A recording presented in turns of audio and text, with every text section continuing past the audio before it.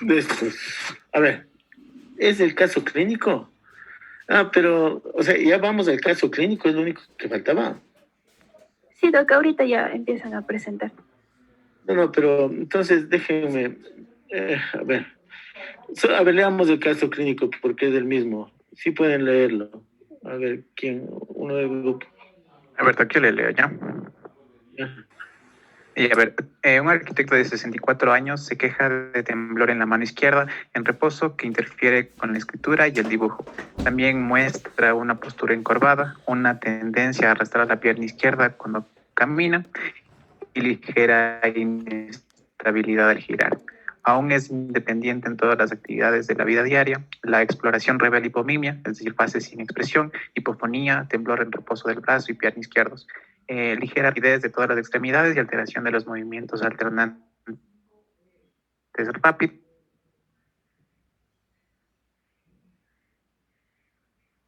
en las extremidades y cómo debería tratarse. Ya, entonces permíteme compartir a mí ahora la pantalla, ¿sí?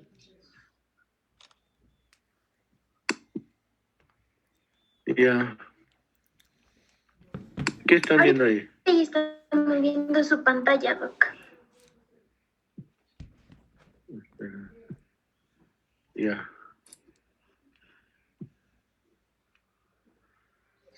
¿Ya? Sí, Doc, ya está en la diapositiva. Ok. Entonces, bueno, ya vimos que esto es una enfermedad degenerativa. Y algunas de las características. Este es el caso que acaban de leer, del arquitecto de 64 años. ¿Ya? Entonces, a lo que yo acabe la exposición, ustedes van a presentar el caso, la solución. A ver, entonces, aquí hay algunas definiciones de... ¿Cómo les pongo a ustedes que me están estorbando en la pantalla? El 6. CAT 6. Solo de 10 metros. Sí. Y CAT 5. Igual es el 6. Ya les veo. Después les... Aló, ma. No voy a estarles viendo aquí arriba. No, que el de Ya. 5E.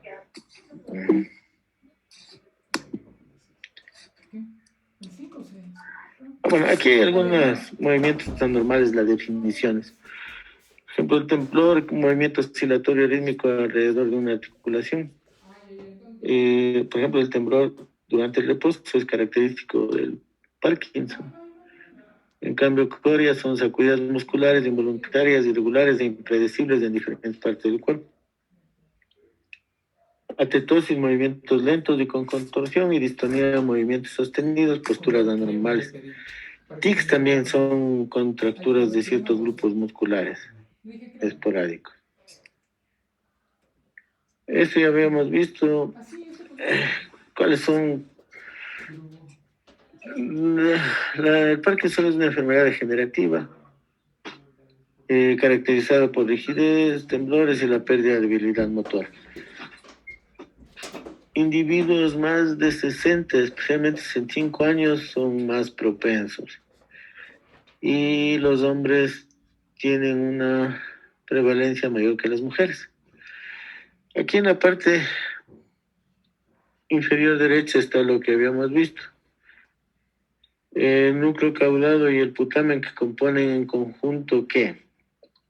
El cuerpo estriado, y la sustancia negra es donde se ha visto una menor cantidad de dopamina y como causante de la enfermedad de Parkinson.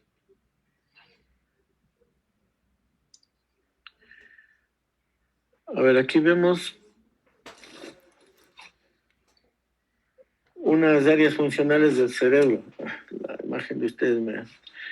A ver, en la parte superior, en la mitad, vamos de la izquierda. ¿Sí ven el cursor? ¿Sí? Sí, Doc. Sí, Doc. Sí. Ya. Aquí ven ustedes, está un surco central, la cisura de Silvio. ¿Qué pasa? Que estoy señalándolo en este momento. Y separa el área motora frontal del área sensorial, que está aquí en lila. Aquí en amarillo, azul y rojo, vea, qué coincidencia. Está el área motora primaria, este es el área premotora. Y esto se ve desde la parte superior. Aquí está el surco central, que separa el área motora hacia la región frontal, y posterior a este surco está el área sensitiva o sensorial, ¿sí? Y aquí vemos una representación del área motora, vemos aquí está el homúnculo, es como que alguien estuviera suspendido de los pies, pero boca arriba.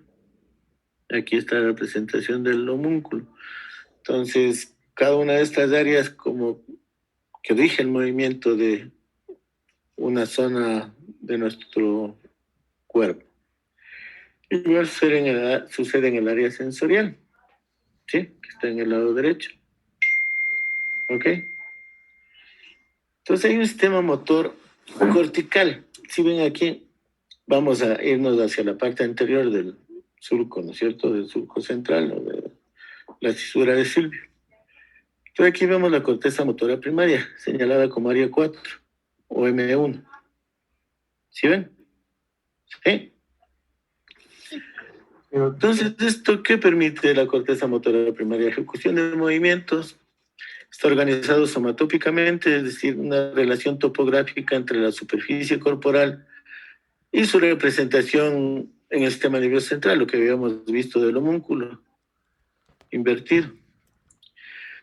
Hay proyecciones descendentes de aquí hacia la médula espinal. ¿Y qué provoca el daño de una de estas zonas por trauma, especialmente, o problemas hemorrágicos o isquémicos? Hay una debilidad pronunciada en las partes del cuerpo afectada, ¿sí? Entonces te golpeas en la región parietal o temporal, lo más probable es que tengas hemiparesias o hemiplejías, o solo monoparesias de la mano, monoparesias del pie, etcétera, etcétera, ¿sí? Y la estimulación es un movimiento simple en pequeños grupos de músculos. Entonces, recuerden, el área 4, recuerden que aquí está el surco central. Delante de este está la corteza motora primaria. Y delante de esta corteza motora primaria está la corteza premotora. ¿Qué es lo que participa en qué? En planificación, secuencia de movimientos. ¿Sí ven? Aquí, en azul.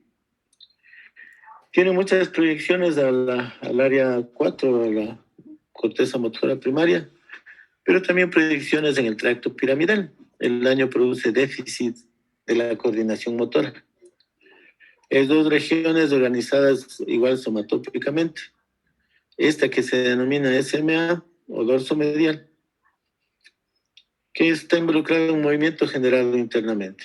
Y este lateral, aquí más hacia un lado, que está involucrado en movimientos guiados externamente. Entonces, hay dos importantes vías descendentes que ya habíamos mencionado desde la corteza motora primaria. De la corteza premotora. Hay el sistema piramidal y el sistema extrapiramidal. Ustedes deben saber más por fisiología, ¿no es cierto? ¿Sí? O más o menos. Bueno. Más o menos. El sistema piramidal es el camino para el movimiento voluntario. La mayoría de fibras se originan en la corteza motora y la mayoría de las fibras cruzan al lado contralateral de la médula. Entonces, por eso es que una lesión en el lado izquierdo da una monoparesia, hemiparesia, es decir, debilidad de un solo miembro, de la mitad del cuerpo, o hemiplejías del otro lado. ¿Sí? ¿De acuerdo? Ya. Y también el sistema piramidal. Estas vías, en cambio, es para el control postural. Esta es la afectada en el Parkinson. Sí, se origina en el tronco encefálico y la corteza puede influir en el sistema a través de entradas del tallo cerebral. Y las fibras no se cruzan. Entonces aquí están algunos tractos. Esta es la vía directa piramidal. algunos tractos aquí están representados en rojo, este lateral córtico espinal y este anterior córtico espinal. También hay otro que es córtico vulvar, representado aquí en rojo. ¿Sí? Ok, recuerden, esta es la vía directa o piramidal, la que está aquí en la parte superior. Y la indirecta, hay algunos tractos de la vía extrapiramidal. Entre estos están el rubro espinal, aquí, tecto espinal, aquí, vestíbulo espinal, acá, y medial y retículo espinal lateral, aquí y acá. Ya, entonces ahí hemos resumido las vías. ¿Qué más? Ya, esto, ya. También el sistema motor subcortical, que lo componen los ganglios basales. Qué pena, aquí en vez de estar subrayado está, es por hacer en Windows. Bueno, aquí está representada la zona anterior y la posterior y está visto desde una vista superior y lateral algunos de los ganglios de la base. Aquí está el núcleo caudal. Y esta es una sección coronal a través del cerebro que demuestra la posición de los ganglios de la base. Aquí estaba ganglios de la base y estructuras asociadas. Se es cortado el cerebro, no sé si saben ustedes, coronal y visto de frente. ¿Sí? ¿Sí? Sí, Doc. Es coronal o frontal, ya. Entonces digamos que aquí adelante está la cara y atrás está el occipital. Entonces vean ustedes, ¿qué es esto? ¿Qué sería esta zona? Esto que estoy señalando. El tálamo. Ya. Entonces vean ustedes, aquí está el núcleo caudal, una parte. Aquí está el putamen. Aquí está un segmento externo del globo pálido y aquí está el segmento interno del globo pálido. El núcleo caudado y el putamen componen lo que se denomina el cuerpo estriado. ¿Sí? Hacia el mesencéfalo, sí, más abajo en el cerebro medio está la sustancia negra y núcleos subtalámicos, que también componen, son partes de los ganglios de la base. Ya, sí está claro esto. ¿Qué sería esto que estoy señalando? Esto blanco. Cápsula interna. La cápsula interna. Acuérdense que por aquí pasan también algunos haces nerviosos que van hacia la médula. Ya. Y esta es una... Es que ustedes me tapan, esperen, voy a quitar, voy a minimizar un dato. Aquí está un cerebro y este es un corte, ¿cómo se...? Sagital. Y vemos también lo mismo, pero visto desde otro punto de vista. Aquí está el putamen, el globo pálido. Y vean lo que les decía. El putamen y el núcleo caudado y el putamen conforman ¿qué? El cuerpo estriado.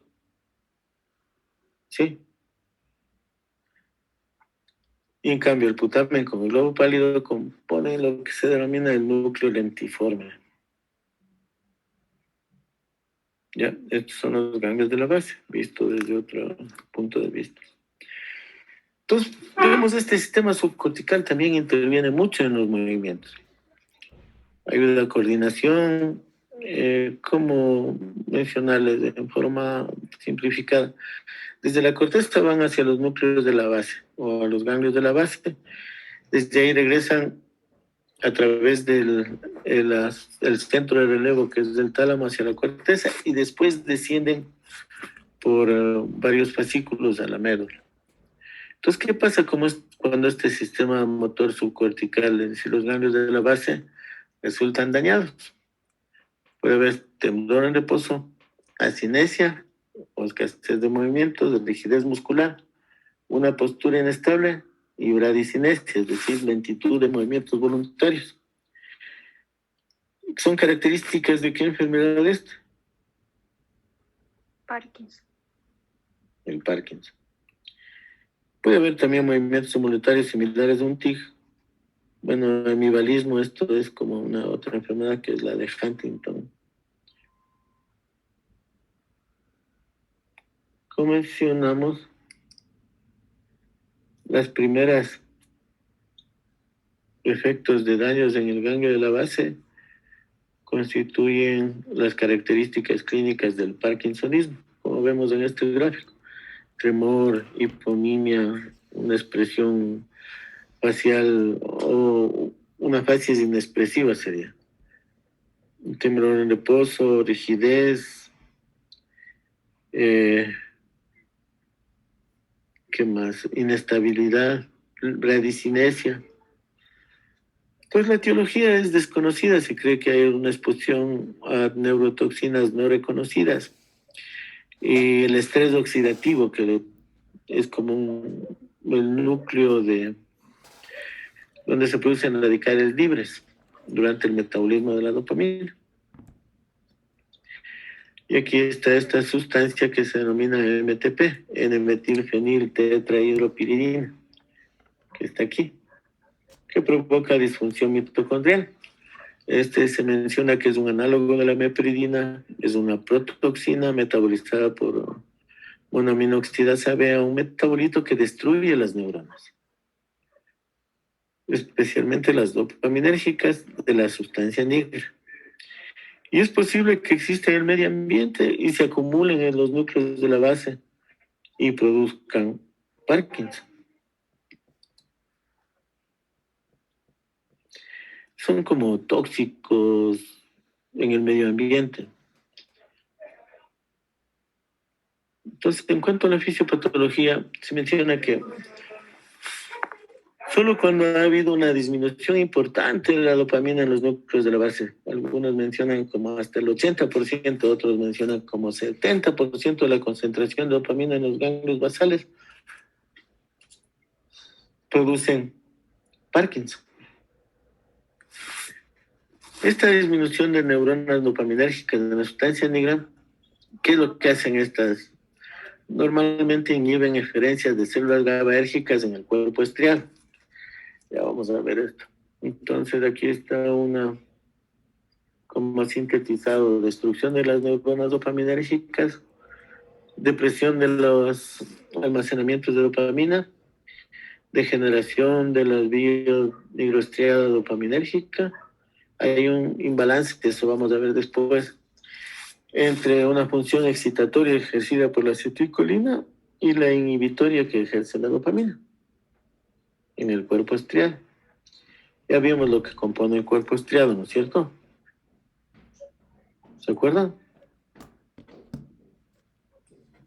¿Aló? ¿Sí Sí, están ahí? el núcleo caudado y el putamen, ¿Qué? lo que formaba el cuerpo estriado, doc. ¿Qué era? El putamen y el núcleo caudado. Ya.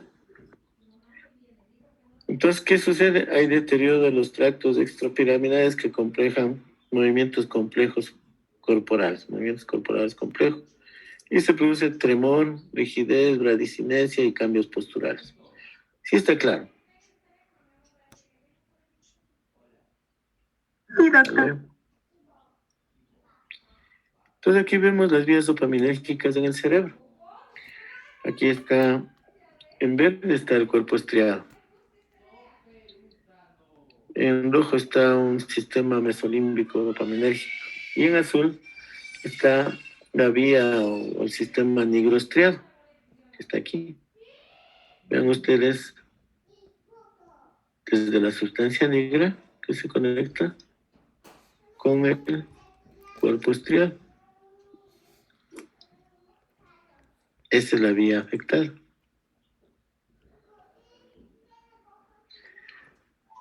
¿Y por qué se llama sustancia negra? Porque hay bastante melanina que le da una coloración negruzca.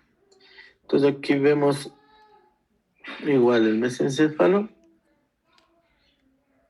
Con la dopamina se produce en el cerebro, especialmente la sustancia negra. Aquí vemos una sustancia negra normal. ¿Sí ven? Este color oscuro. Y en el lado derecho se ve una sustancia negra en el Parkinson, porque se han destruido estas células dopaminérgicas. Ya.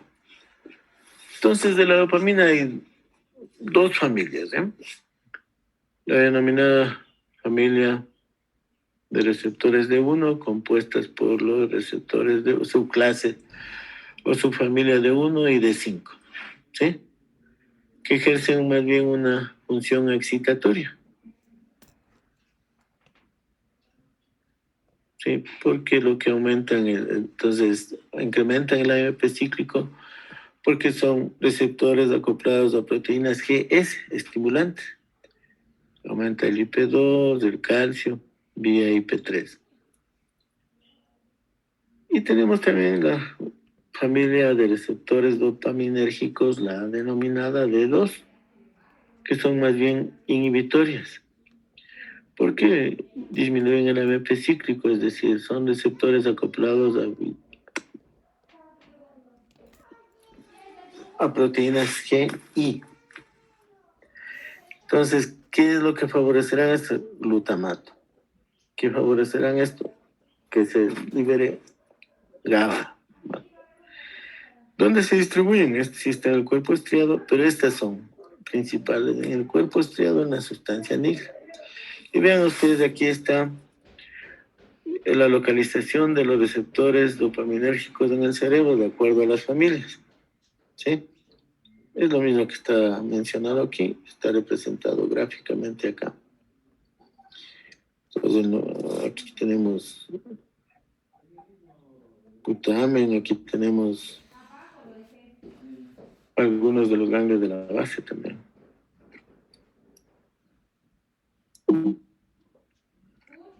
Ya. Bueno. Entonces, aquí está lo que les mencionaba.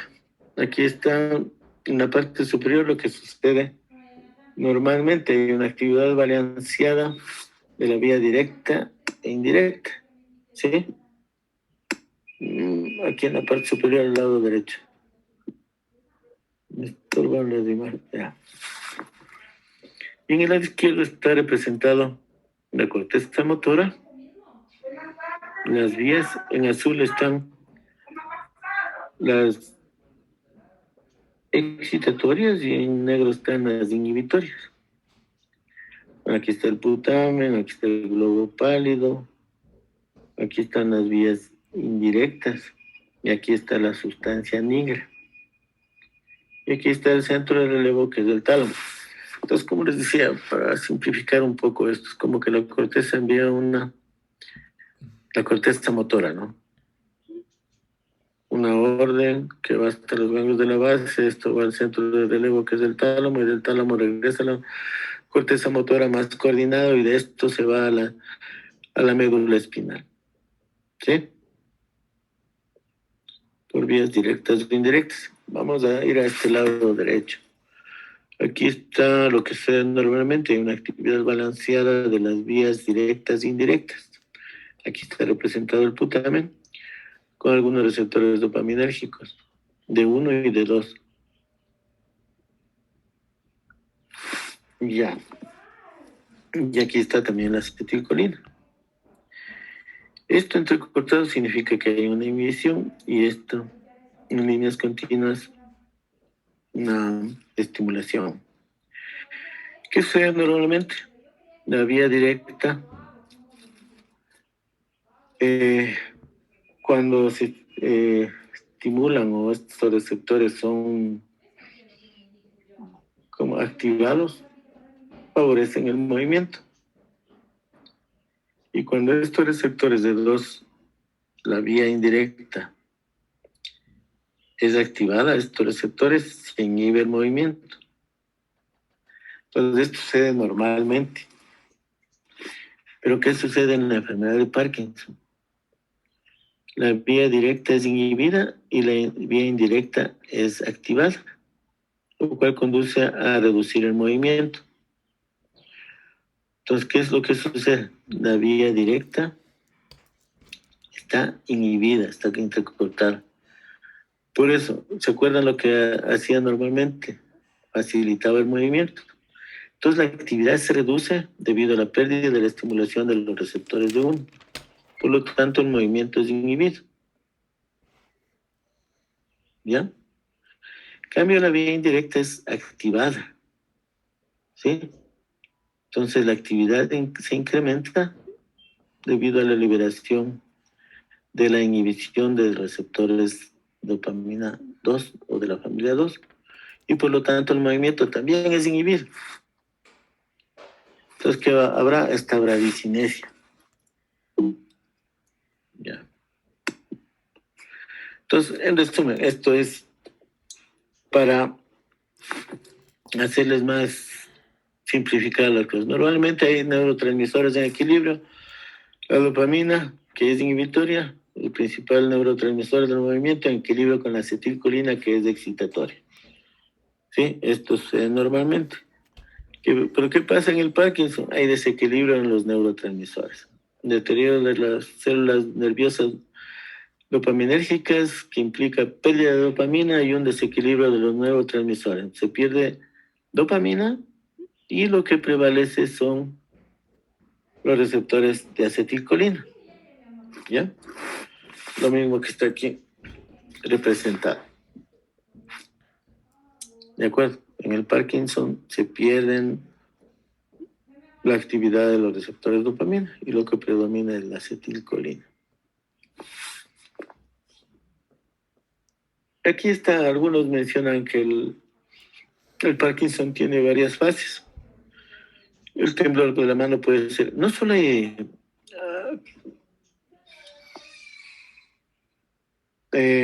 como le digo, representaciones clínicas, también hay cognitivas en el Parkinson.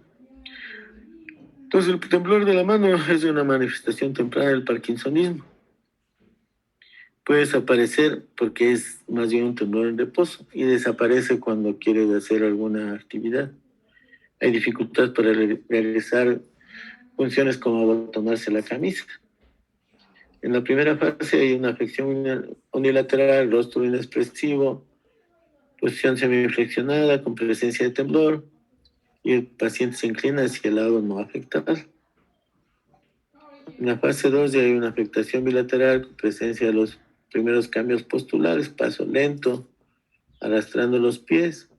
En la fase 3 hay alteración pronunciada de la marcha e incapacidad general, inestabilidad postural, tendencia a las caídas, lo que decían, que le pasa a este arquitecto, tiene problemas al dar la vuelta, al girar. En la fase 4 hay una incapacidad significativa que necesitas ayuda. En la fase 5 ya llegas a una invalidez completa, en una cama, en una silla. ¿Ya? Entonces vamos a ver algo de la farmacoterapia del Parkinson, porque vemos que es una degenerativa bastante importante. Y vamos a ver algunos de los fármacos que ayudan por lo menos a disminuir la severidad de los síntomas.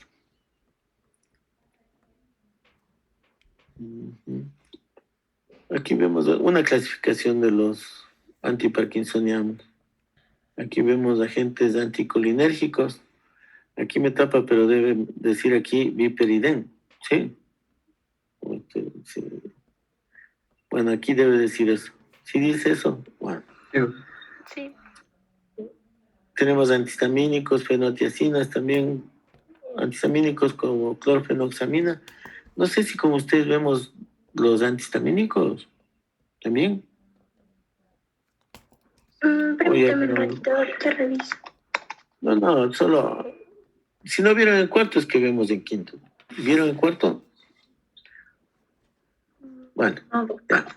Entonces, agentes anticolinérgicos, antihistamínicos y otros que aumentan la concentración intracerebral de dopamina. Aquí hay algunos liberadores de dopamina como la amantadina que lo que es un antiviral. Otros que aumentan los niveles cerebrales de dopamina, algunos precursores como la levodopa, codieldopa, ya vamos a ver después. Otros que inhiben la enzima que metaboliza la dopamina, como la monoaminoxidasa B, en este caso está la selegilina. Otros activadores de una enzima que favorece un metabolismo, la formación de dopamina, de la tirosina hidroxilasa, como esta tetrohidropteridina. Y otros que funcionan como agonistas dopaminérgicos. La más conocida es bromocriptina. Ustedes estudiaron eso en hormonal. ¿Para qué sirve también la bromocriptina?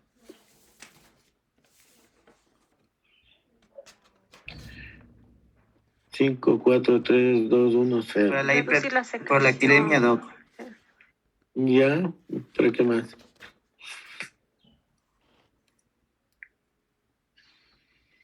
Para la acromegalia. Sí, pero es demasiado fácil. Trastornos hipoficiarios. Sí, para eso mismo, la acromegalia es un problema de liberación de la hormona de crecimiento después de que has completado tu osificación, ¿sí? Después de la adolescencia. Entonces, a ver, aquí vemos otra clasificación, drogas usadas en el Parkinson, que son precursores de dopamina como la levodopa, agonistas como la bromocriptina y este pramipexol, inhibidores de la monoaminoxidasa como selegilina, inhibidores de la catecolortometiltransferasa como entacapone, y antagonistas muscarínicos. ¿Por qué es importante? Es como benztropina. ¿Por qué es importante? Si ven, unos favorecen la actividad de la dopamina y otros, en cambio, inhiben la actividad de la acetilcolina, porque hay ese desequilibrio. ¿Sí? Bueno, aquí están otras drogas para tremor esencial, incluso, es decir, un tremor que no sabes por qué se produce, puede usar esto, que es el propranolol, un beta bloqueante, ¿no es cierto? Ya. Aquí está, bueno, aquí están los sitios de acción común de las terapias para la enfermedad de Parkinson. Aquí vemos desde la formación de la tirosina, que viene desde el hígado, ¿no? Aquí actúa la tirosina hidroxilasa, bueno, se forma levodopa. ¿Cuáles incrementan los niveles de levodopa en el sistema nervioso? La levodopa como fármaco. Sobre esta levodopa actúa otra enzima, que es ¿cuál? No se acuerda. Bueno, se forma la tirosina hidroxilasa.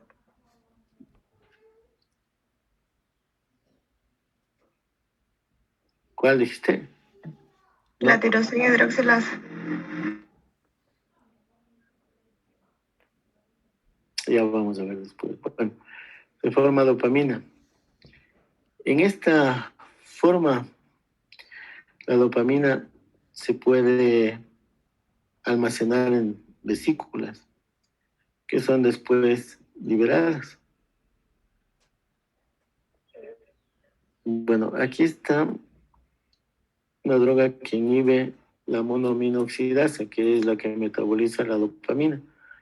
Esta droga se llama selegilina. Una vez que la dopamina está dentro de las vesículas, recuerdan que se favorece la exocitosis después de que entra calcio. Hay las proteínas de SNARes son activadas, se permite la fusión de estas vesículas, se libera.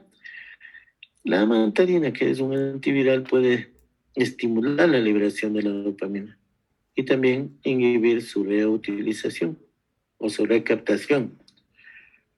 Esto va a favorecer que exista más dopamina en centros que lo necesiten, como la sustancia negra. Y aquí vemos los receptores de dopamina y en la neurona postsináptica y algunos que pueden funcionar como inhibidores de acetilcolina, que habíamos mencionado.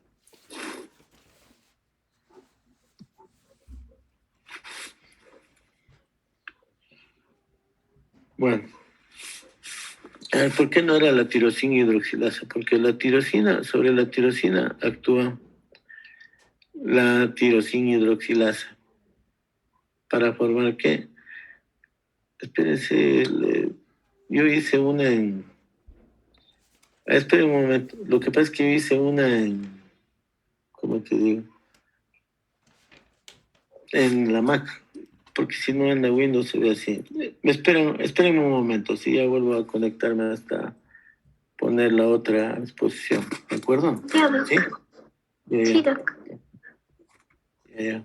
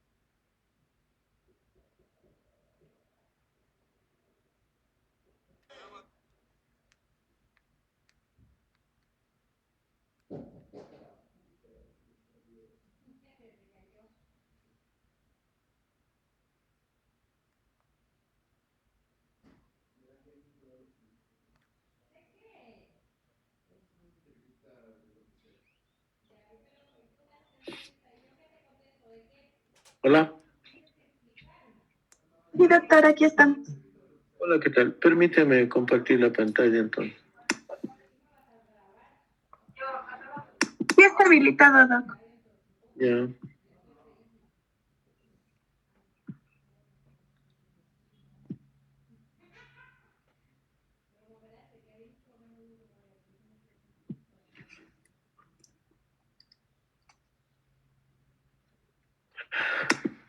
La verdad, no le he cambiado, porque las dos que tengo están iguales. Pero bueno, ya le quité lo que estaba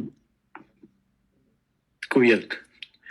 A ver, entonces recordemos de la tirosina. Sobre la tirosina es que actúa la tirosina hidroxilasa. Y sobre la dopa descarboxilasa. ¿Sí? Esto hay que tenerlo bien en cuenta porque también actúa a nivel periférico, no solo a nivel del sistema nervioso central. Sobre la dopamina actúa la dopamina beta hidroxilasa para formar norepinefrina, pero sí, no nos compete, estamos aquí. ¿De acuerdo? Que sobre la tirosina, que viene del hígado, actúa la tirosina hidroxilasa para formar dopa, y sobre la dopa descarboxilasa que quita este grupo carboxilo y se forma dopamina. Entonces, la dopamina es originada eso por descarboxilación de la levodopa y produce efectos indeseables periféricos. La dopamina a nivel periférico, porque en nuestro organismo también hay esta descarboxilasa, dopa descarboxilasa. Entonces, ¿y cuáles son los efectos adversos? Puede haber también estimulación de ciertos grupos musculares, por ejemplo. ¿Sí? Entonces, para eso a más de la levodopa o asociadas a la levodopa se administran unos inhibidores de esta descarboxilasa a nivel periférico.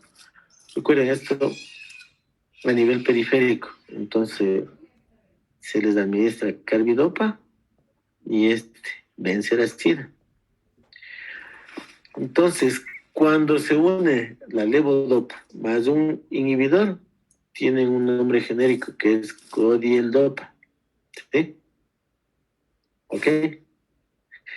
Esto, a ver, pongan atención. Y la levodopa más la carbidopa es el Cinemet. También algunos le denominan como cocareldopa a esto, pero el nombre comercial es el Cinemet. Y la levodopa más el otro inhibidor de la descarboxilasa periférica, que es la benseracida, se denomina cobeneldopa. Y el nombre comercial es Madopar. Ya, ¿sí está claro? Por eso quería que vean bien estas enzimas. ¿Sí está claro? Sí, doc. Ya. A ver, ¿por qué hay que darles precursores? Porque la dopamina no cruza la barrera hematoencefálica y la levodopa lo hace por un transporte facilitado. Y se asocia, como les mencioné, a un inhibidor de la descarboxilasa periférico. Y también puede ser asociado a la levodopa a un inhibidor de la monoaminoxidasa. El nombre comercial es el Deprenil. Entonces, ¿qué sucede cuando das la levodopa asociada al carbidopa? Aumenta la producción de dopamina en el extremo final del nervio donde se fabrica dicho transmisor. Y se usa en pacientes con enfermedad leve, moderada y avanzada, Parkinson, ¿no? ¿Por qué sucede esto? Porque incrementa la conversión de levodopa a dopamina dentro del cerebro, mientras que bloquea dicha conversión en los tejidos periféricos. Y por supuesto, ¿qué eficacia tiene esto? Mejora todos los síntomas. Aquí vemos algo de la farmacocinética de la levodopa, la absorción intestinal es rápida, las concentraciones máximas se acaban en 1 o 2 horas después de la vía oral, vida media es corta, 2/3 de esta dosis se eliminan por la orina y solo el 1% de la levodopa alcanza el cerebro. El 75% se metaboliza por descarboxilación a dopamina sola Y con inhibidores de la descarboxilasa, como esta carbidopa, se reduce incluso la dosis de un 70%. Vamos a ver.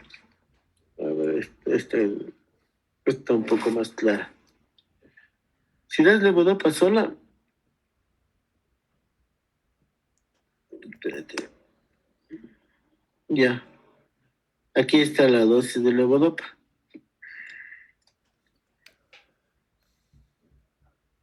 Ya, del 100% de la dosis de levodopa, en el intestino va el 70% y se metaboliza en el tracto gastrointestinal. Se elimina si quieren. A la sangre va un... ¿Qué pasa? ¿Qué dice aquí? 25-20%. No le avanzo a 30, leer. 32. ¿Ah? 32. 30%.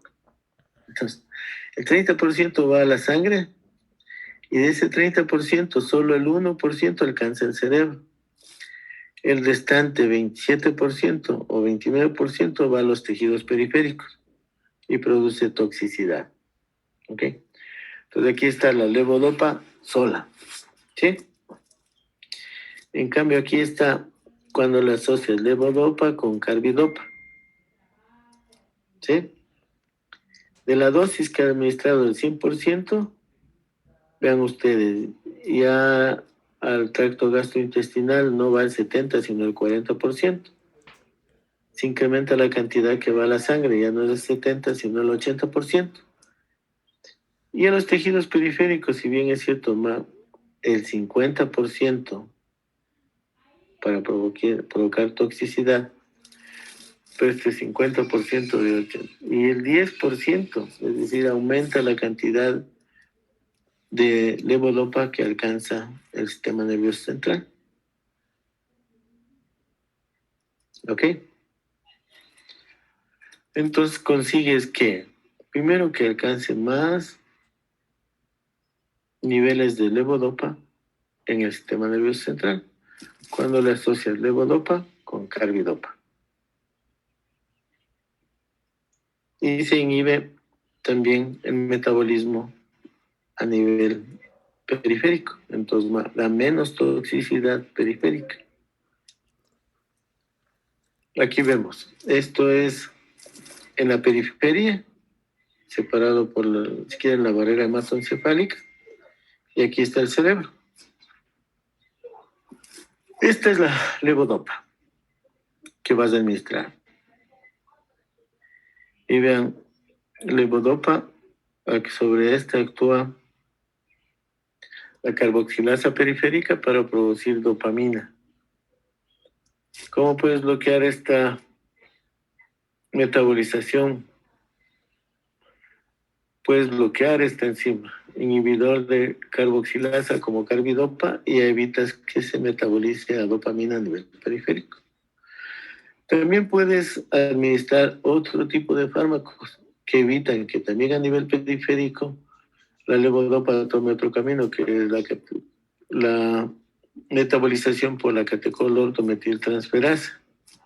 Puedes administrar unos fármacos que a nivel periférico podrían inhibir esta enzima. Son la entacapone y este tolcapone. Tacapone, vean, actúa a nivel periférico, pero no a nivel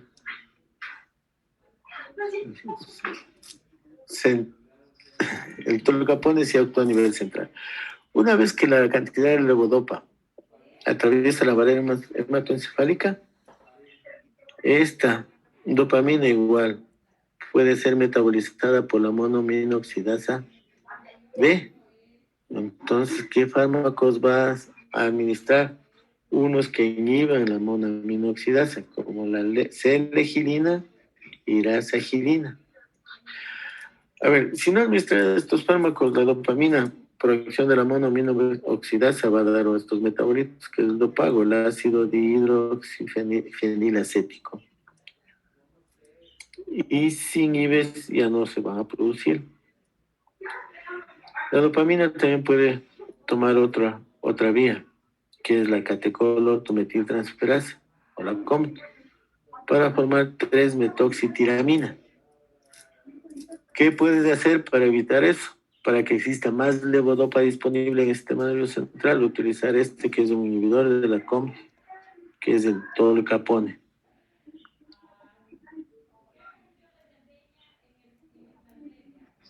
¿De acuerdo? ¿Sí? ¿Aló? Sí, doctor. Ya. Entonces, ¿qué efectos adversos va a dar la levodopa? Puede dar gastrointestinales. Hasta un 80% de casos, bastante alto cuando no la administras, sino la levodopa sola, sin inhibidor. Estos efectos adversos se minimizan administrando progresivamente la dosis. Y obviamente lo que les había mencionado es menos frecuente cuando la asocias carbidopa. Entre cardiovasculares puede dar taquicardia, destasístoles. Esto puede ser común si administras levodopa sola. ¿Por qué? Porque la levodopa, sabemos que por la carboxilasa periférica se va a formar dopamina. Esta es una catecolamina que sí puede estimular los receptores cardíacos.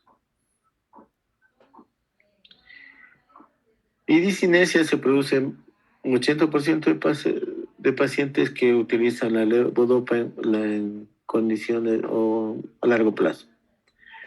Puede dar estas alteraciones o discinesia del movimiento, atetosis, distonía, mioclonías, tics. Relacionado con la dosis, sí. Y bueno, esto también disminuye mucho si le asocias levodopa más el inhibidor o carbidopa. No es más frecuente, sino menos frecuente.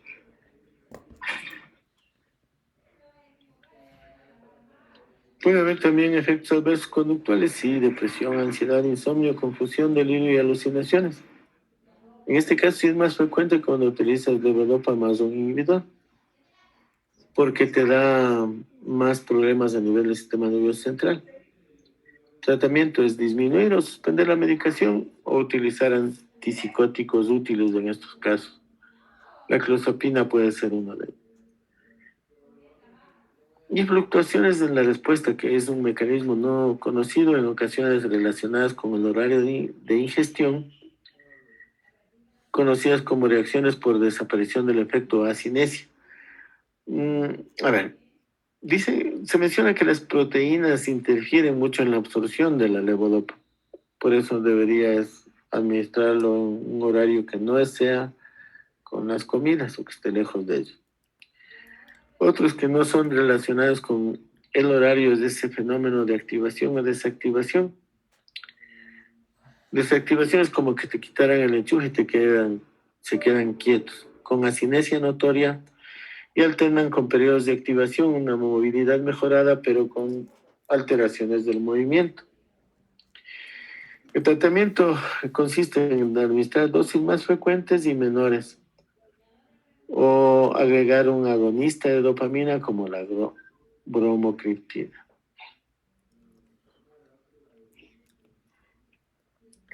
La selegilina, como había mencionado, es un inhibidor selectivo de la monoaminoxidasa. Esto, por lo tanto, retarda la degradación de la dopamina, potencia y prolonga el efecto de la levodopa, permite disminuir la dosis y disminuye este fenómeno de encendido y apagar. Puede ser adyuvante en el tratamiento, pero no debería administrarse solo. Vemos que la levodopa es como el núcleo del tratamiento farmacológico en el caso de Parkinson. Efectos adversos sí puede provocar discinesia, depresión insomnio. Y la mantadina, lo que les mencionaba, aquí está la mantadina, lo que hace es estimular la liberación de dopamina e inhibir su recaptación, como se ve aquí abajo. ¿Qué es lo que sucede? Es menos potente que la levodopa, disminuye la bradicinesia, la rigidez y el temblor. Y como efectos adversos se mencionan inquietud, depresión e insomnio. En cambio, estos que son agonistas de la dopamina, el más conocido es la bromocriptina, que es un agonista tanto de 2 y antagonista de 1. Es adyuvante de la levodopa, se administra en dosis crecientes mientras se disminuye la levodopa. Como ya mencionaba, esto puede inhibir la prolactina y puede también ser útil en el tratamiento, de hecho es útil en el tratamiento de la acromegalia. Hay estas otras sustancias, pergolida y lisurida, que también actúan como agonistas de dopamina. Me parece que sí hay aquí, pero la bromocriptina creo que es la más utilizada.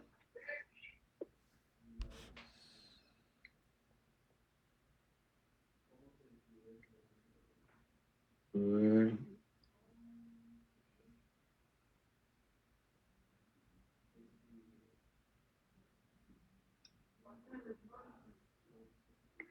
Ah, y otros agentes que tengan actividad anticolinérgica a nivel central. Recuerdan que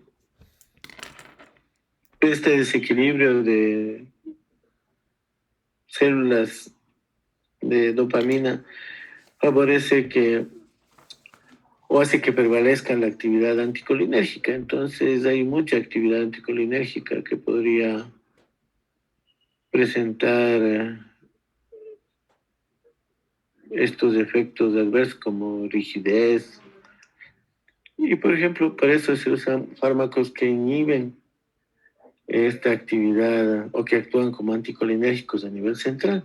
Aquí una clasificación, los puros, en esta el viperidén, que es el más utilizado. También algunos que puedan tener cierta actividad anticolinérgica, pero tienen efectos adversos. Aquí está este antihistamínico, difenhidramina y la benzatropina. Y otros del grupo de fenotiacinas, etopropacina. El más conocido es este viperideno. Entonces, ¿qué es lo que hace? Bloquean los receptores muscarínicos, eso mejora el temblor y la rigidez, y son útiles en las fases iniciales de la enfermedad. Pueden utilizarse solos o asociados a los antiparkinsonianos. No he visto utilizarlos realmente solos, a no ser que predominen muchas personas la rigidez.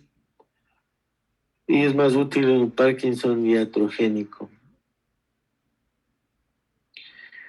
Hay otros inhibidores de la catecol-ortometiltransferasa, como este entacapone. ¿Y qué es lo que van a evitar? Va a evitar que se degrade la dopamina. Bloquean la degradación de la dopamina. Aquí está cuando se administra levodopa y la actividad como es sin carbidopa y hay menos dopa en el sistema nervioso central. Entonces, inhibir la catecol-ortometiltransferasa por entacapone conduce a disminuir las concentraciones plasmáticas de metildopa, incrementando las concentraciones o la mayor cantidad de levodopa para que se transforme en dopamina en el sistema nervioso central. Entonces evita también esta entacapone dentro del sistema nervioso central el metabolismo de la levodopa.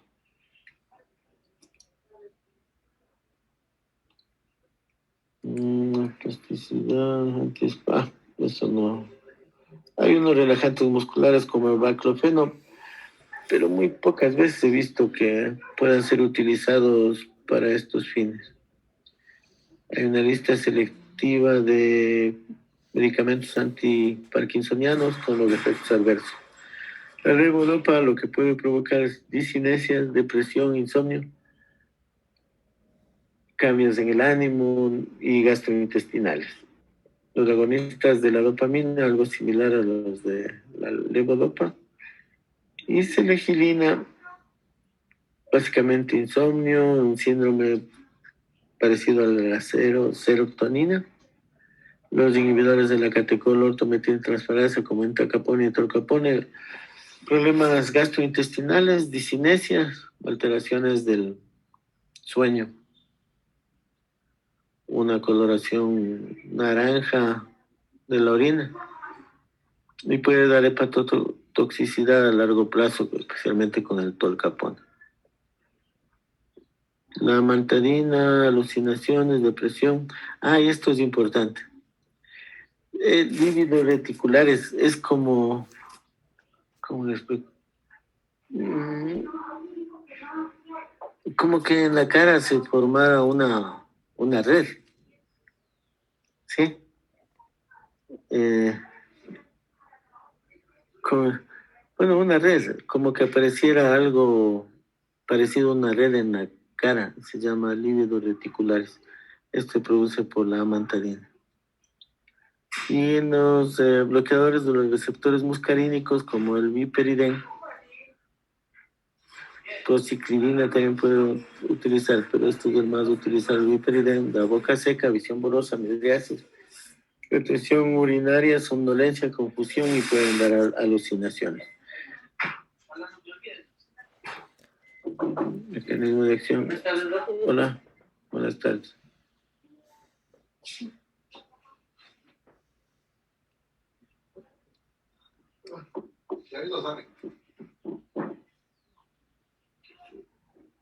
Pero,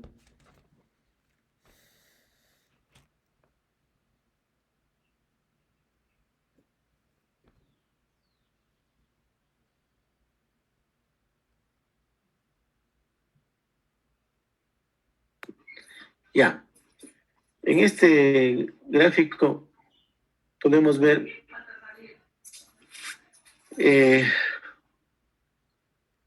la inhibición del metabolismo de levodopa y la dopamina por drogas que inhiben la MAO o la COM.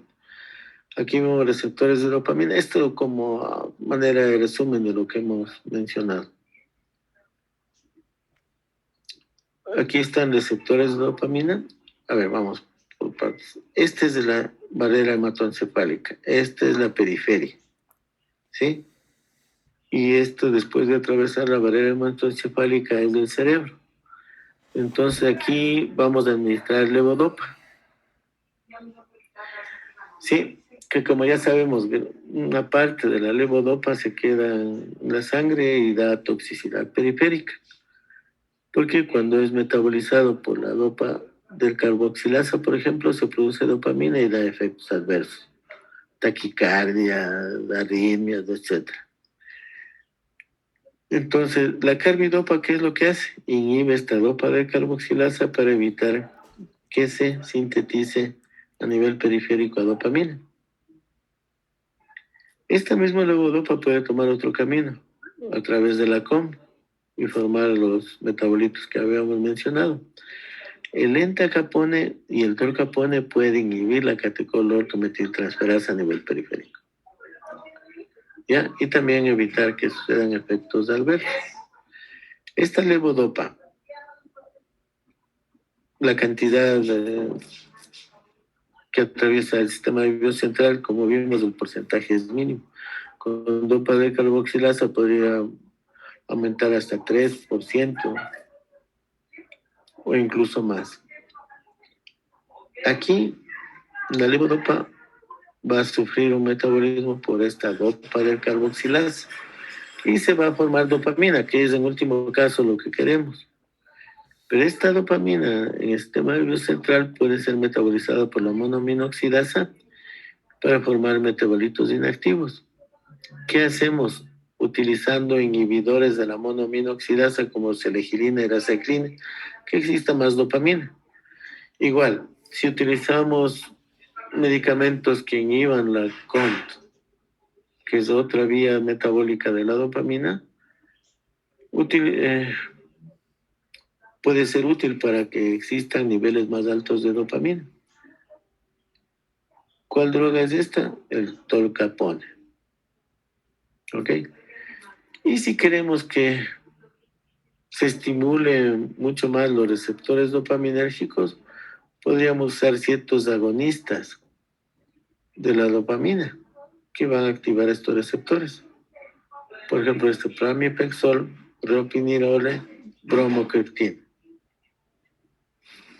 y pergolide.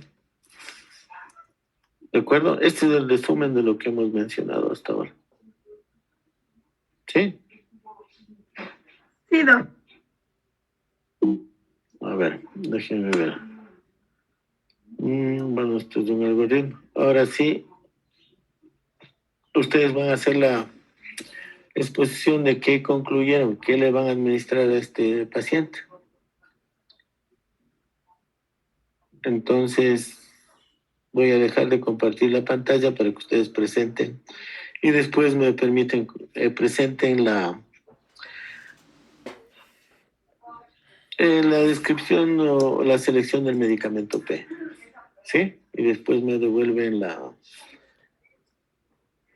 me permiten compartir nuevamente la pantalla para hacerles unas preguntas. ¿De acuerdo? ¿Sí? ¿Está claro? Sí, doc. Sí, doc. Ya.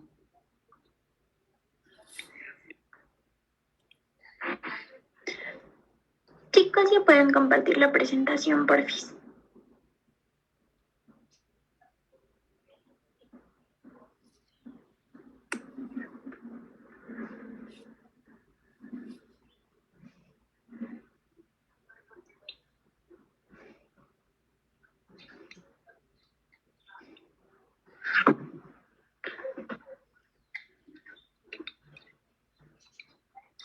¿Ya? ¿Todo me escucha? Sí. Bueno, siguiendo con los criterios de la guía de buena prescripción, como primer paso teníamos la definición del diagnóstico. En este caso, aplicando criterios del Banco de Cerebros de la Sociedad de la enfermedad de Parkinson del Reino Unido, podemos decir que este paciente tenía la enfermedad de Parkinson porque presentaba la principal sintomatología, como son bradicinesias, rigidez, malos reflejos posturales y las facies enmascaradas. Como segundo objetivo teníamos lo que era definir el objetivo terapéutico. Y aquí les clasificamos los grupos farmacológicos de acuerdo a cómo o tenían su efecto de acción en la principal sintomatología. En este caso, como dijimos, esta enfermedad no va a tener una cura en específico y el objetivo terapéutico va a estar dirigido a aliviar la sintomatología y los síntomas y mejorar la calidad de vida del paciente. Ya, bueno, en este caso les agrupamos los fármacos así. La levodopa, este va a ser un profármaco de la dopamina y es el fármaco antiparkinsoniano más eficaz que está disponible en el mercado. Aunque su uso precoz va a influir mucho en la presencia de complicaciones motoras, especialmente en la aparición de disinesias. En cuanto a la comparación con los otros fármacos antiparkinsonianos, la levodopa va a ser el fármaco más potente y el mejor tolerado. Va a ser claramente superior al resto de fármacos, pero su uso va a depender mucho de varios factores, como son la edad del paciente o el estadio de la enfermedad en el cual acude el paciente a consulta. También tenemos los agonistas dopaminérgicos, los cuales en un inicio se usaron los derivados de ergóticos como la bromocriptina y la cabergolina. Pero este uso fue suspendido debido a los efectos secundarios que presentaba, como era el riesgo de la fibrosis valvular cardíaca. En la actualidad se utilizan los agonistas dopaminérgicos no ergóticos como el pramipexol y el ropirinol. Estos agonistas de la dopamina no ergóticos van a ser muy eficaces al inicio de la enfermedad en monoterapia y asociados a la levodopa van a mostrar mucha eficacia en los estadios avanzados de la enfermedad. Estos fármacos van a reducir significativamente la incidencia de las complicaciones motoras y van a reducir en términos generales el tiempo de on-off en la enfermedad. Y también van a disminuir los efectos secundarios. En cuanto a los IMAO, los inhibidores de la monoaminoxidasa, la B específicamente, van a ser eficaces y van a servir como un fármaco complementario en los pacientes que tengan ya la enfermedad avanzada y que presenten fluctuaciones motoras. Van a ser fármacos bien tolerados con varios efectos adversos, entre los cuales se podría destacar el aumentar los efectos secundarios de la levodopa cuando se administran en conjunto. También tenemos la mantadina, como bien dijo el doctor, es un antiviral. Este va a ser muy eficaz en la reducción de las discinesias relacionadas con los tratamientos con levodopa a larga data. Pero este en la actualidad no se usa mucho ya que no existe evidencia actual y los datos obtenidos solamente son de tratamientos muy anteriores. Por último, tenemos los agentes antimuscarínicos. Bueno, su beneficio va a ser muy limitado y van a ser poco efectivos ante la asinesia, van a ser utilizados principalmente en personas jóvenes para tratar los temblores en su mayoría, pero en casos de personas de mayor edad, como nuestro paciente, lo va a ser muy poco atractivo este uso porque va a presentar muchas complicaciones, muchos efectos secundarios.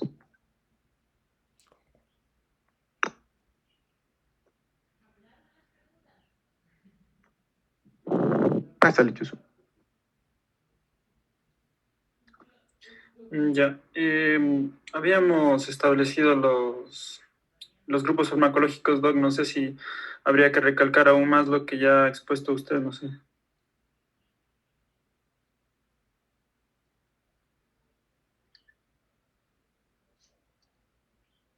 ¿Cómo pasamos directamente a las conclusiones de las cruces?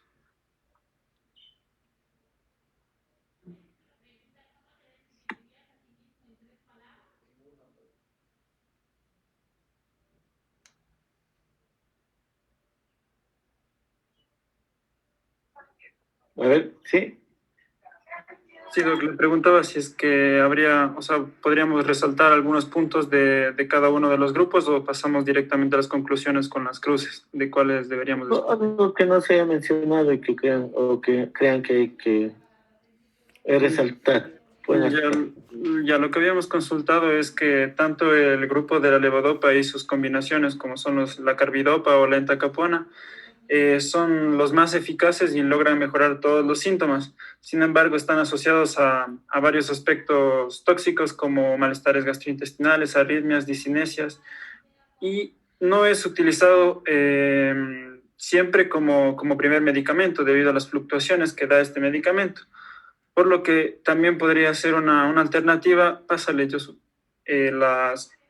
los agonistas de dopamina, en los cuales, como había expresado mi compañero, la bromocriptina ha dejado de utilizarse y se han comenzado a utilizar los que no tienen ergotamina, es decir, pramipexol y ropinirol, que al final vamos a,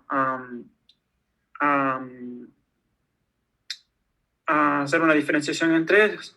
Y estos, como podemos ver, se pueden utilizar como terapia inicial, como monoterapia.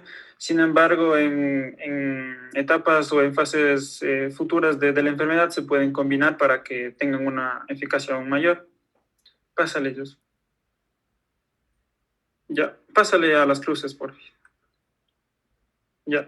Entonces, en base a lo que el paciente refiere, que es a una sintomatología leve, por así decirlo, y que todavía presenta autonomía e independencia para realizar las funciones, las funciones diarias, hemos decidido que se le puede dar agonistas dopaminérgicos, ya que son los más indicados como tratamiento inicial del Parkinson, debido a que tiene una eficacia alta, una seguridad alta, es similar a la levodopa y sus combinaciones, y la conveniencia de igual manera, ya que tiene pocas contraindicaciones. De igual manera, la levodopa y combinaciones se podría tener en cuenta si es que hay fluctuaciones en futuro para administrarlos continuamente. Pásale, Dios. Ya. Evaluando los medicamentos del grupo agonista de dopamina, hemos decidido que el pramipexol es el fármaco de elección, ya que primero es el que tiene efectos dopaminérgicos menores respecto al ropinirol y respecto a los que tenían como la bromocriptina y la apomorfina, los que tenían ergotina. En cambio, Evaluando estos dos, el ropinirol y el pramipexol, se veía que el costo por unidad era de $1.22 en el primer caso y 0,96 en el segundo caso. Sin embargo, el ropinirol se deberían dar 3 tabletas al día, por lo tanto, el costo a la larga sería de $3 aproximadamente diarios, por lo cual sería un costo elevado al mes, digamos. En cambio, el pramipexol se podría dar una tableta dividida en 3, dependiendo la dosis que se requiera, que ya vamos a hablar más adelante. Y además tiene la eficacia que se necesita en estos tipos de medicamentos. Pásale, ellos. Ya. Aquí podemos ver esquematizado que el pramipexol tiene tanto eficacia, seguridad y conveniencia, y además tiene un costo relativamente bueno. Pásale, ellos. Por otro lado, como hemos dicho que puede ser una alternativa o un medicamento adicional, puede ser los levodopa y sus combinaciones.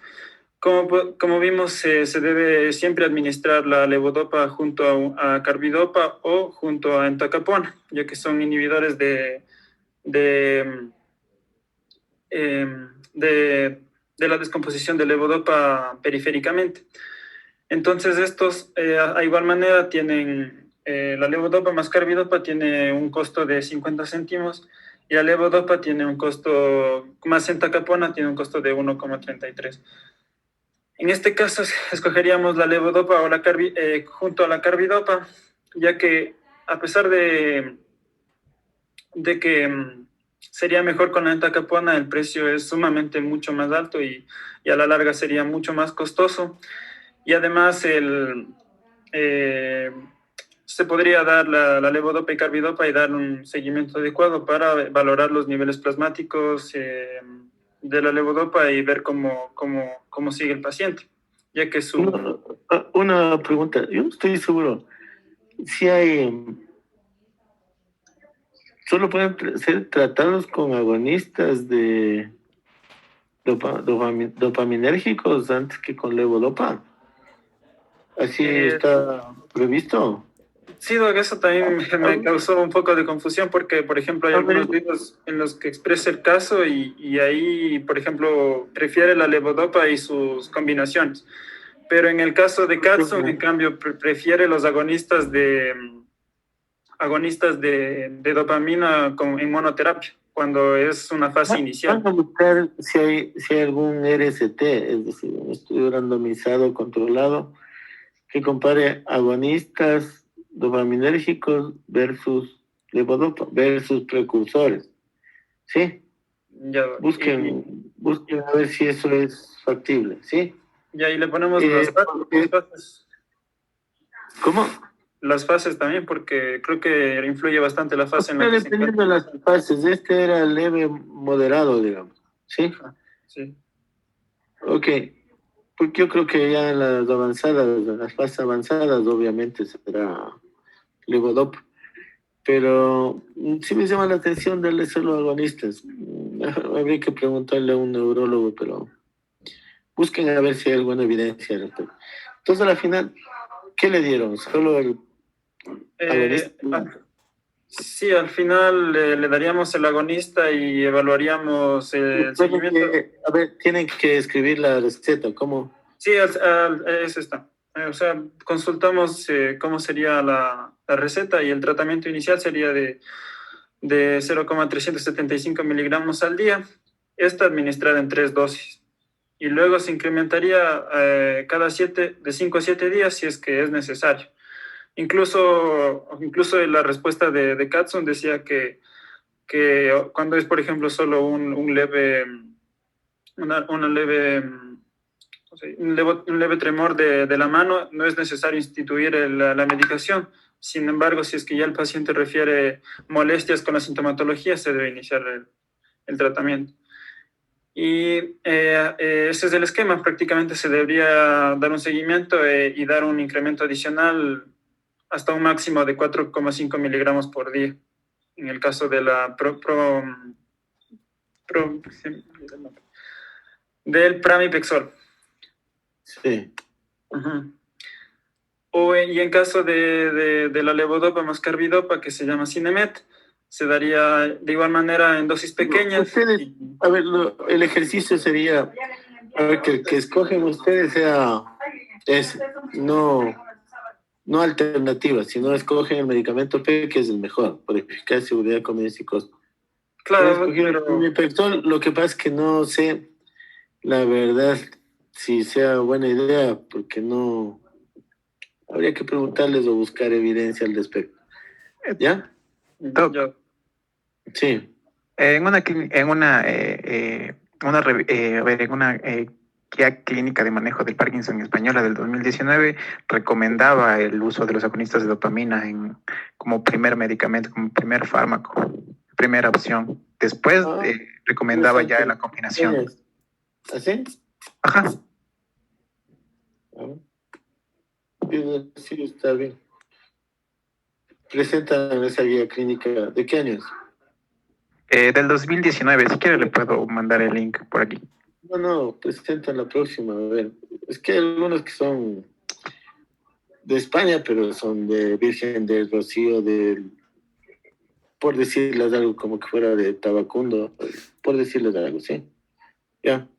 Entonces, sería bueno ver dónde se hizo, cuándo, cómo y por qué. Eh, Bueno, ustedes no saben todavía niveles de evidencia. Ya les está enseñando sensibilidad y especificidad. no. Aún no, Doc, No, doc, todavía no. pero en las últimas unidades de epidemiología creo que se ve. Bueno. Me avisan cuando estén para pasarles un link que hizo un colega al respecto, que les va a permitir entender mucho mejor eso. Y bueno, el sexto, que estudien las curvas ROC, porque los epidemiólogos creo que no saben de eso, o si está contemplado.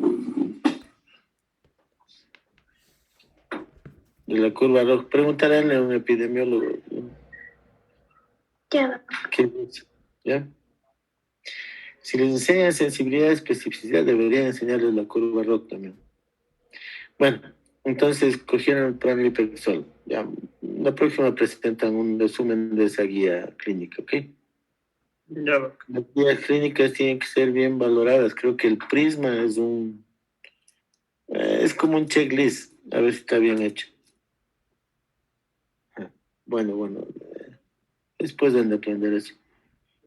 Ya, entonces ahí es todo para pasar con las preguntas antes de que se acabe el tiempo. Sí, doc. Ya. Permíteme compartir entonces.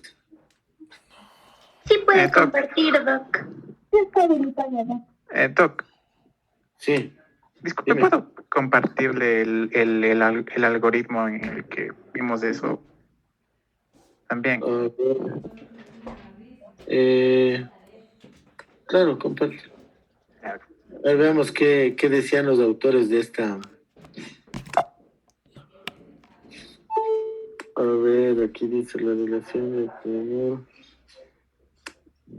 Dice, examinación de los clásicos de riesgos de la enfermedad de Parkinson.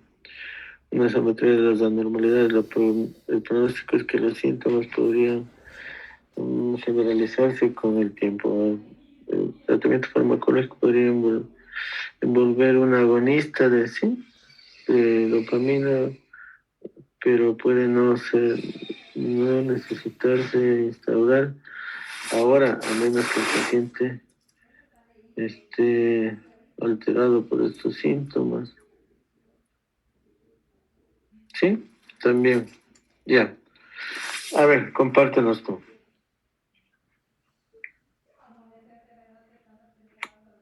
Comparte lo que tú querías. Doc, lo que pasa es que para que pueda compartir, usted debe dejar de compartir su pantalla. Ya. Ya. Ahí sí, ya.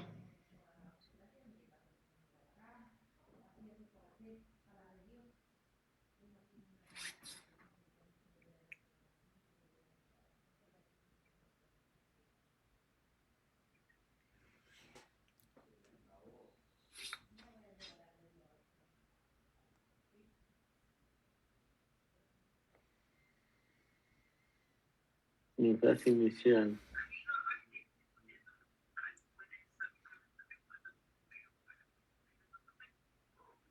¿Este se ve? ¿Le acerco? Sí. A ver, dice tratamiento de la enfermedad de Parkinson.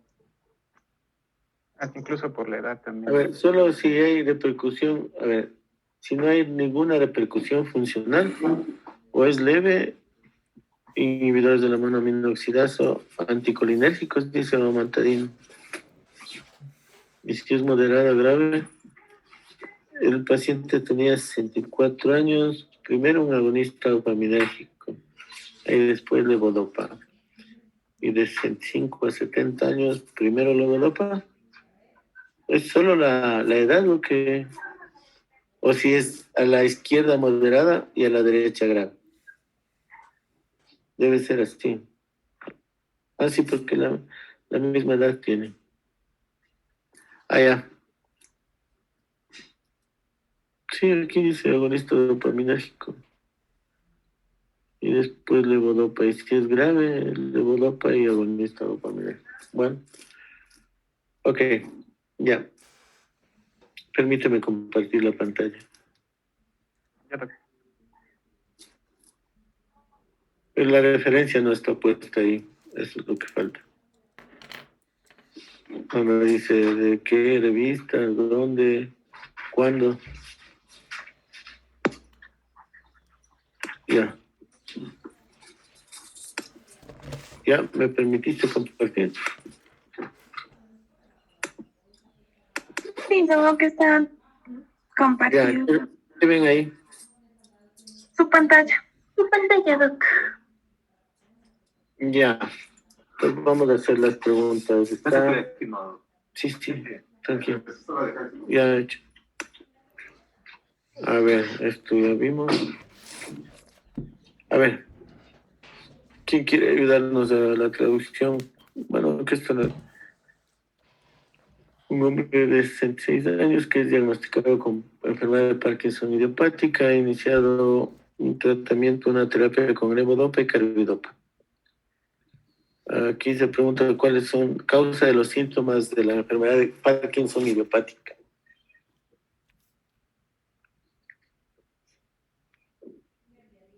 ¿Aló? ¿Sí me escuchan? ¿Aló? Sí, Doc, sí le escucha. Sí, Doc, sí le escuchamos.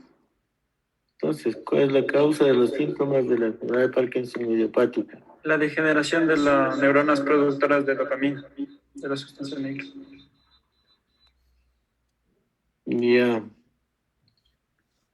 A ver, no es que les prohíba hablar, ¿quiénes son?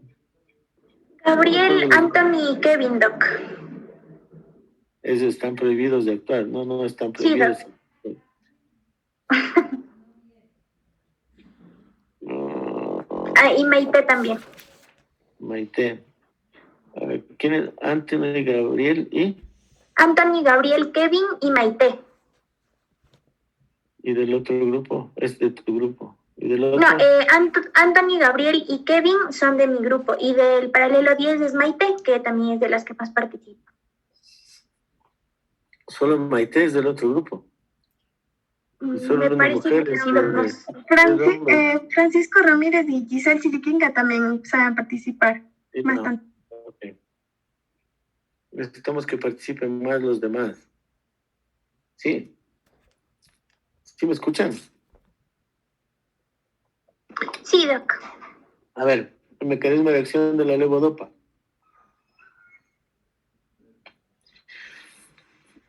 Aumenta la síntesis de dopamina por las neuronas del núcleo estriado. Aumenta, bueno, los niveles. Sí, restaurar la actividad de la dopamina, ¿ya? ¿Por qué razón la levodopa es administrada con carbidopa? A ver, es de los que mencionó Génesis y Adriana, de Kevin, Gabriel, Anthony, Maite y ¿quién más? Sí tienen una nota alta, pero espero que me comprendan, quiero que participen todos, sí. ¿Sí me escuchan? Sí, Doc, sí le escuchamos. Especialmente los mencionados. ¿Sí me escucharon? Sí, Doc. Ustedes ya tienen una nota alta, pero dejen que o sea, eh, ya, si alguien no dice nada, ustedes participan, pero quiero que participen la mayoría. A ver, dime, ¿cuál es la razón para administrar levodopa con carbidopa? Tal vez porque tiene mayor distribución en los tejidos, o sea, tiene un 40% de distribución gastrointestinal y 80% de distribución en la sangre, entonces alcanza el 10% en el cerebro y 50% en los tejidos, mientras que la levodopa alcanza solamente un 30% en sangre, 1% en cerebro y 29% en tejidos. Pero, Sí, ¿por qué? como mencionó mi compañera, eso se debería que inhibe el metabolismo. ¿Inhibe qué? Inhibe la descarboxilación periférica de la levodopa, haciendo que Exacto. aumente la Permite concentración. el levodopa que pueda hacer, que atraviese la barrera hematoencefálica. Sí, carbidopa inhibe el metabolismo periférico, pero no el central de la dopa del carboxilasa. Sí, entonces así hay una mayor fracción que ingresa al sistema nervioso central. Ok.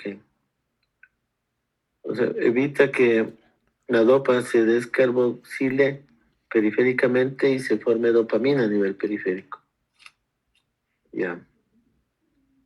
A ver, Isabel, ¿está Isabel? ¿Isabel? Sí, Doc. Sí, Doc, sí está.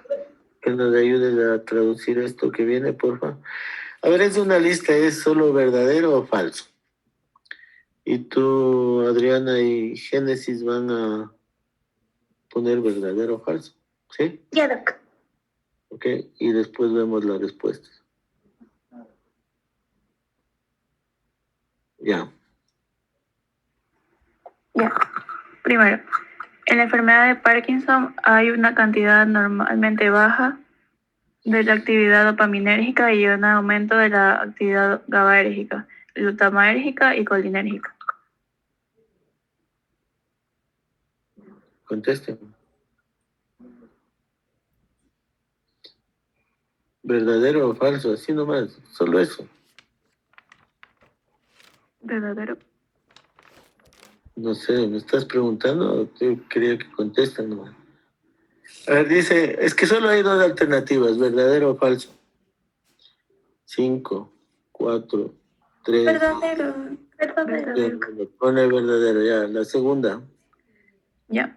Los síntomas de la enfermedad de Parkinson se vuelven aparentes cuando aproximadamente 25% de las neuronas estriadas dopaminérgicas han sido perdidas o destruidas. Falso. Falso. Ya, falso. Si alguien se opone, avisa, pero la mayoría gana. Si nadie dice nada más, es que entiendo que todos están de acuerdo, ¿no? A ver, sigue. Sigue, por Ya. favor.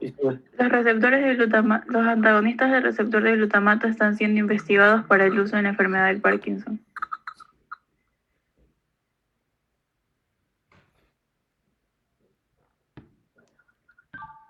¿Sí o no?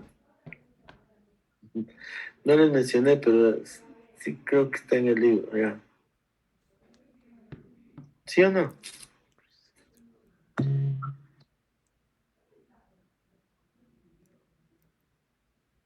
¿Aló? Ya, tienen negativo en eso. Sigamos, la cuarta. Ya. La levodopa tiene una vida media mayor a 24 horas.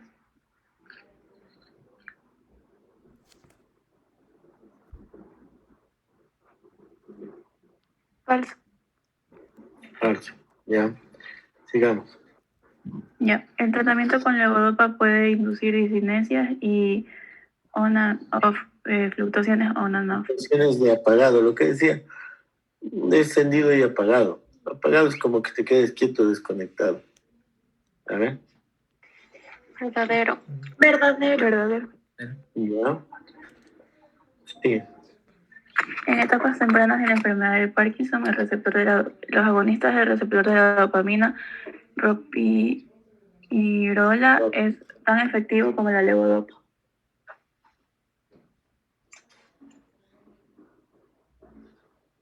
¿Qué fue? Acabamos de ver.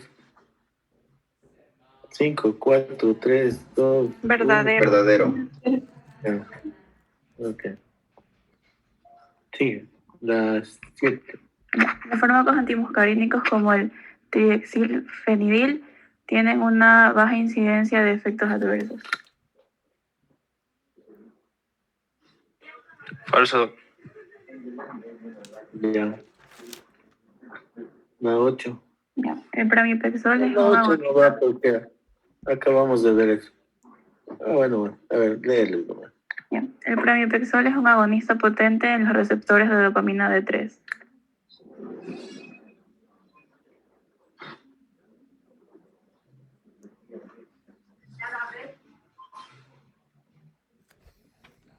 ¿Qué fue?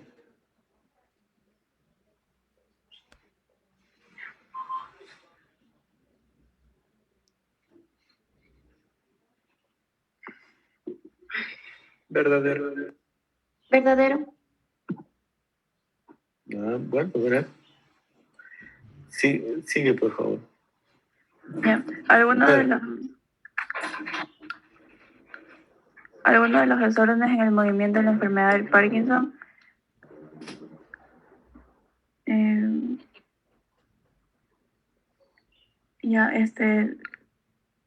tienen, o sea, como que se aumentan Aumenta. surgen de anormalidades en áreas no inervadas áreas no dopaminérgicas del cerebro. Desde anormalidades en áreas Sin inervación dopaminérgica. no dopaminérgicas ya del cerebro. Ajá. ¿Qué fue? ¿Verdadero o falso?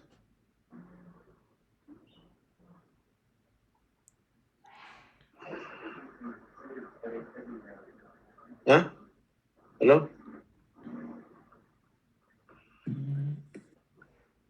¿Qué fue? ¿Verdadero o falso?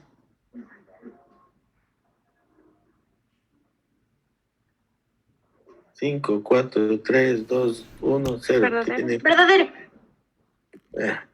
Demasiado tarde. No, 2 veces y cuenta. Ya. Sí. Ya. El quimiorreceptor de la zona gatillo es estimulado por dopamina periférica generada a partir de la levodopa.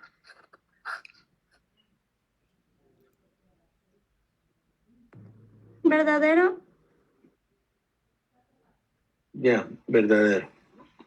Sí tiene escrito, ¿no? Tienen 2 negativos, tenían, o sea, ¿por qué no contestaron? No, Doc, solo uno sin respuesta. El 3. Ok, vamos a ver la respuesta. Sí tienen anotado, ¿no? Sí, Doc, aquí tengo en el teléfono. A ver, la 1, ¿qué dijeron ustedes? Verdadero. Ya, la 2, Falso. ya, van bien. La 3 es la que tienen. La 3 es negativo. la que no tenemos. La 4, ¿qué dijeron? Falso. La 5, Verdadero. la 6, Verdadero también. la 7, Falso. la 8, Verdadero. la 9. Verdadero y la 10 también es verdadero. Ya. A ver, sigamos. A ver, Elizabeth, Ya. La carbidopa reduce cuál de las siguientes. A. La actividad de la dopa descarboxilasa en el sistema nervioso central. B. La dosis de levodopa necesaria para alcanzar un efecto terapéutico. La severidad de la levodopa asociada a discinesias. O el tiempo de inicio de los efectos terapéuticos de la levodopa. Ah.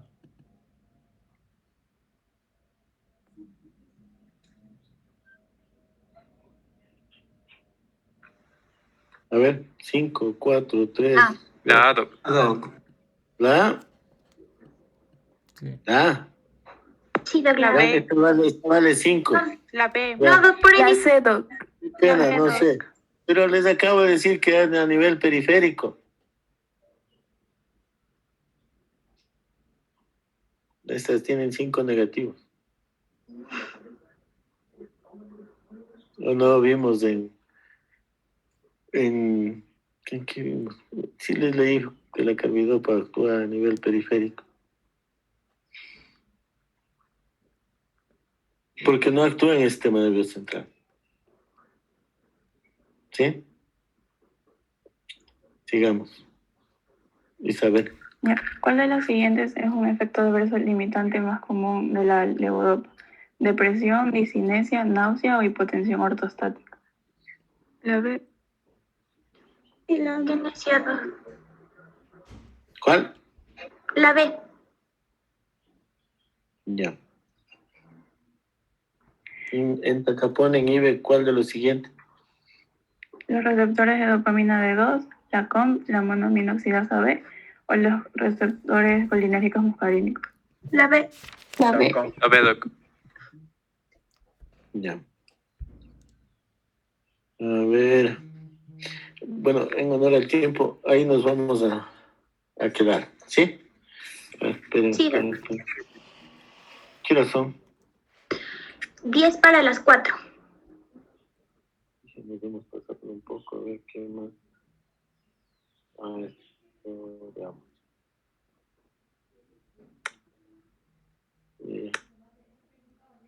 Estoy viendo mi manera ya. Inversa. No era esto lo que les quería enseñar.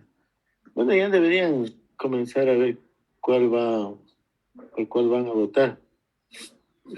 Odio a los políticos, peor a los mentirosos. Este es bueno. Saber mucho no es lo mismo que ser inteligente. Buenas tardes. Ahí Ignacio, por favor.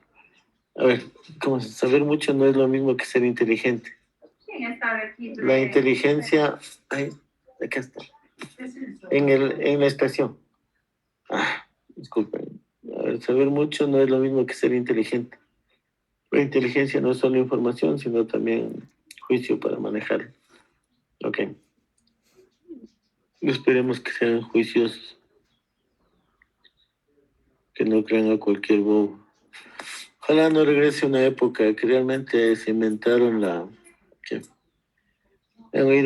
renuncia voluntaria obligatoria era. Y llegaron a sacar con policías a los médicos, porque delincuentes. Bueno,